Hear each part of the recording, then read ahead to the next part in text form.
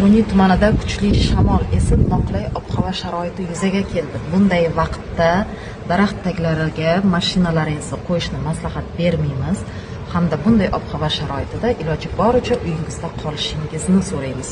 Hurmatli fuqarolar, ob-havo sharoiti keskin o'zgardi.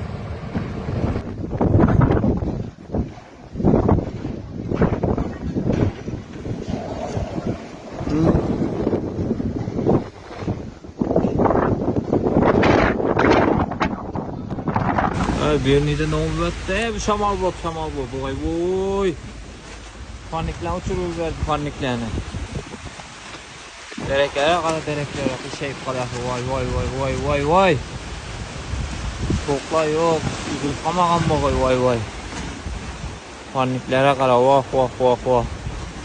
Şamal bu verdi bu vay. Ne geldi bu? Tornado geldi mi ya? Amerika dağında. Silahlı adam şunu değil mi? Vay.